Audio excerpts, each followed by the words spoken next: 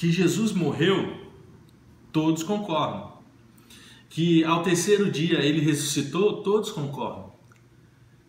Que ele subiu aos céus, todos concordam. Agora, sobre a sua vinda, o seu retorno, aí nós temos a teologia da discórdia.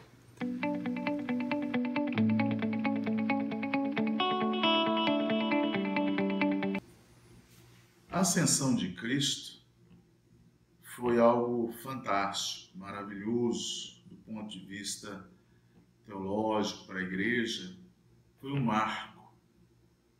Mas nós vemos que os discípulos, eles ficaram com um sentimento de perda, surgiu um vazio e eles não souberam conviver com aquilo. Nós vemos que Pedro tinha acabado de negar Jesus, havia um suicídio de um dos discípulos e eles ficaram confusos. Nós vemos 2 discípulos andando no caminho de Emaús e Pedro quis pescar. Então eles não tinham mais aquele que resolvia o problema diário, eles já não dormiam juntos, já não acordavam juntos, não iam de cidade em cidades. Naqueles dias o morto não ressuscitou, o paralítico não andou, o cego não viu, e eles ficaram dispersos. E Jesus então começou a aparecer de quando em quando, chegava e paz seja convosco. Mas já era um Jesus ressurreto que passava pelas paredes, aparecia e desaparecia. Mas esteve com eles e fez promessas maravilhosas, como que era para que eles ficassem em Jerusalém até que do alto fossem revestidos de poder. E isso aconteceu. Logo depois eles ficaram orando, e aí ao cumprir-se o dia de Pentecostes, eles foram batizados com o Espírito Santo, falaram em outras línguas e olhavam para a cabeça de um e do outro e viam línguas repartidas como fogo, e eles receberam poder. E a partir daí a gente vê que aquele Pedro que negou Jesus, agora era um homem ousado, corajoso, falando diante daquelas pessoas que ele negou e falou, olha, antes é melhor obedecer a Deus do que ao homem. E Deus, usando aqueles discípulos, eles fizeram coisas extraordinárias. Mas nesse meio também o Senhor falou de uma promessa, de um retorno da sua vinda para buscar a sua igreja. Quando a igreja recebe o poder no dia de Pentecostes, ela parte fazendo sinais, maravilhas, e a Bíblia diz que Jesus ia confirmando os sinais que seguiam.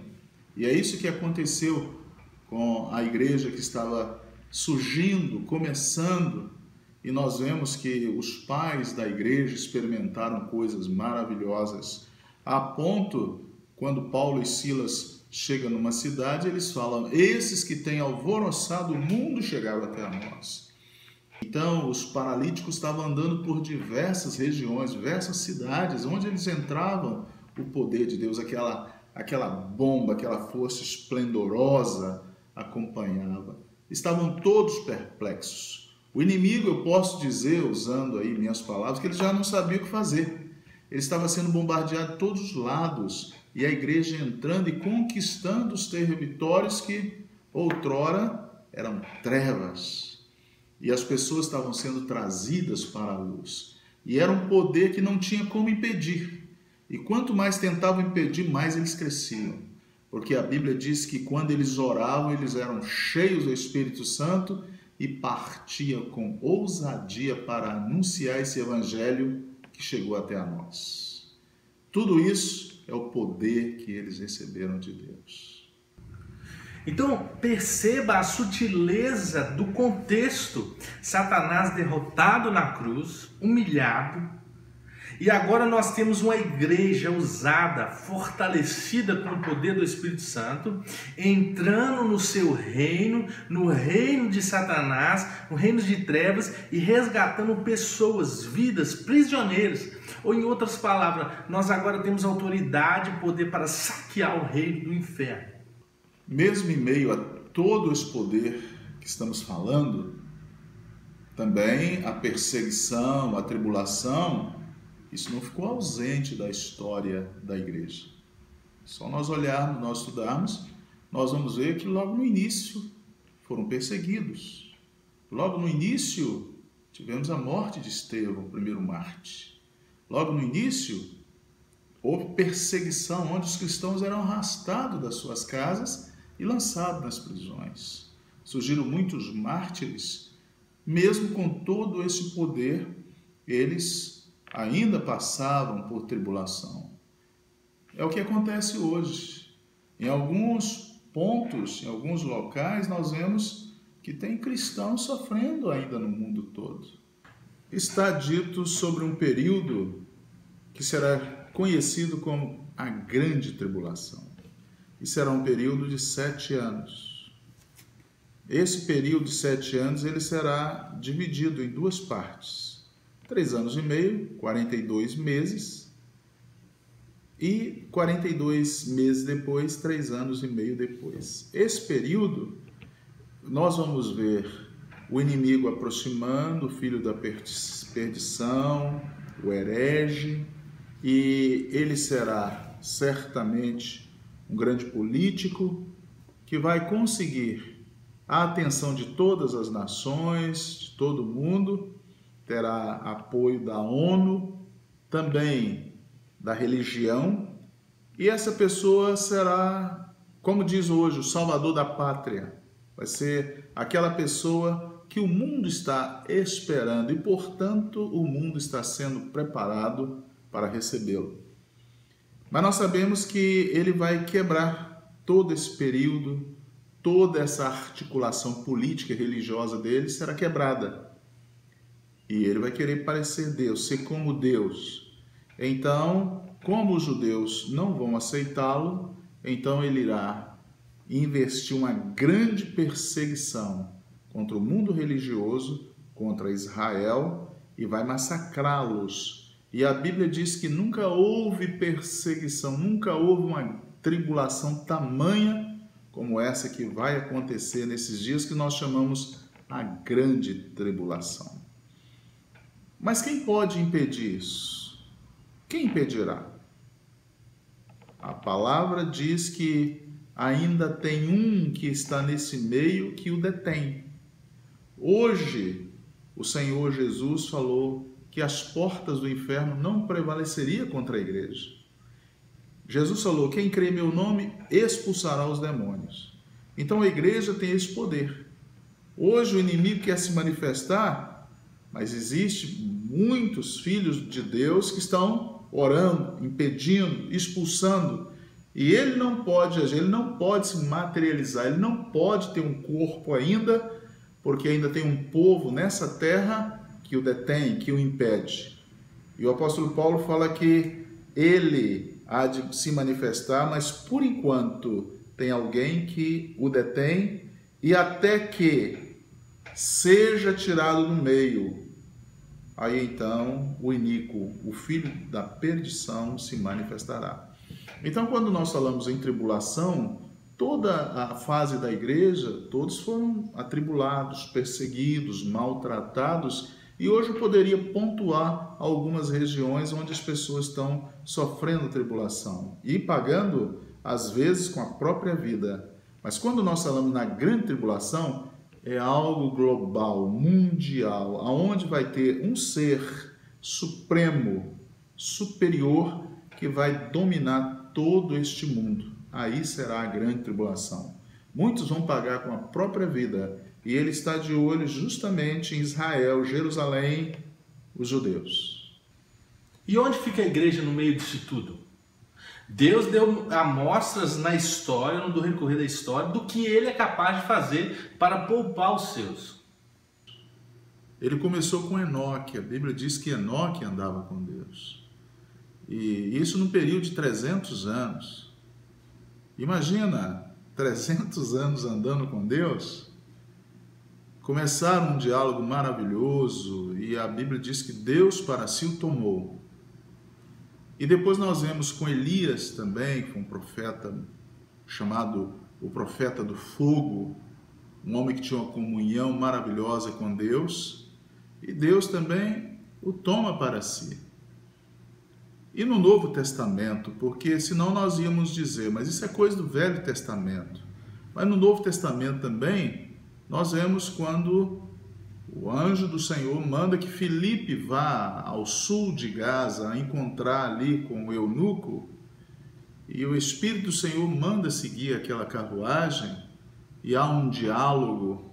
Nós vemos que Filipe o batiza, e quando ele sai da água, também ele desaparece diante dos olhos do eunuco, e a Bíblia diz que o eunuco jubiloso vai para a sua terra na Etiópia, e Filipe aparece numa outra cidade. Ele continua caminhando e anunciando o Evangelho. Aí nós olhamos para uma escritura que fala para os Tessalonicenses que nós não precederemos os que dormem. Os que dormiram em Cristo vão ressuscitar, e depois nós. Paulo se incluiu. Ele também aguardava a vinda de Cristo naqueles dias. Ele falou, nós seremos transformados, arrebatados, e subiremos ao encontro do Senhor nos ares. E depois João, na ilha de Patmos, após escrever as 7 cartas à igreja da Ásia, às igrejas da Ásia, surge uma porta nos céus que se abre e uma voz sobe aqui. E ele então sobe, ele é arrebatado em espírito, demonstrando para nós o que o Senhor vai fazer com a sua igreja. Ele terminou de passar a mensagem à igreja e já chama, sobe, e ele sobe. E isso antes da tribulação. Percebam a história de Ló. Deus iria trazer juízo sobre aquelas cidades, mas antes disso, Abraão diz, mas o Senhor vai destruir o ímpio com o justo? Deus, de maneira nenhuma. Então Deus tira, arrebata, tira com força. Os anjos pegam e empurram praticamente a família de Ló daquele lugar. Então é um exemplo clássico do que Deus vai fazer. Vai tirar a sua igreja deste mundo para trazer juízo sobre ele. Ou a igreja vai ser tirada para que o inimigo possa se manifestar, para Deus trazer juízo sobre este mundo. No caso de Noé, nós vemos que antes de começarem as chuvas, há pessoas que, Hollywood gosta de dar esse exemplo, da chuva caindo, todo mundo saindo correndo. Não. Deus separa a família de Noé 7 dias antes. Somente depois de 7 dias, já com a porta fechada, as chuvas vieram, as águas desceram. Então, nós precisamos entender que tudo isso é um exemplo do que Deus vai fazer com o seu povo. Essa é uma semana que a família de Noé entrou na arca, ela é um exemplo claro da semana de Daniel, a última semana, a semana que é falado lá em Apocalipse, que é a semana da grande tribulação. Qual o interesse de levar a igreja para a grande tribulação? Por quê? Será que se não passarmos por uma grande tribulação, uma arma na cabeça, ser jogado na prisão, nós não somos cristãos, servos do Senhor, nessa geração que nós estamos vivendo, que deixamos o mundo, pecado, as drogas, muitas pessoas pagam caro por causa disso, ainda hoje. Agora, por que tem pessoas que defendem que a igreja tem que ir para a tribulação? A igreja tem que enfrentar o diabo face a face, ser massacrada, morta. Por quê? Essas pessoas que querem colocar a igreja na grande tribulação, elas esquecem que hoje a igreja ela tem poder sobre Satanás, sobre os seus anjos, sobre as portas do inferno. Não tem como ter igreja sem o Espírito Santo, e não tem como existir igreja onde Satanás é sobre ela. Então, quando nós começamos a fazer críticas sobre essas teologias que tem por aí, nós vemos que elas estão baseadas em areia. Facilmente são derrubadas. Quando nós já hoje já passamos por tudo isso, já vivemos uma vida de renúncia, já deixamos tudo para trás. Hoje já morremos para o mundo e vivemos para Deus. Por que morrer lá? O meu conselho para você hoje é ser a igreja de Cristo, a noiva amada, porque Ele não vai deixar a noiva tão aguardada na mão de salteadores, estrupadores, pessoas que vão matar, abusar, fazer tudo isso naquele período da tribulação com quem estiver por lá. Não, o Senhor Jesus vai tirar a sua noiva no meio dessa confusão toda. Então você deve viver uma vida onde que você esteja com Cristo, uma vida que garanta você estar com Cristo no seu reino.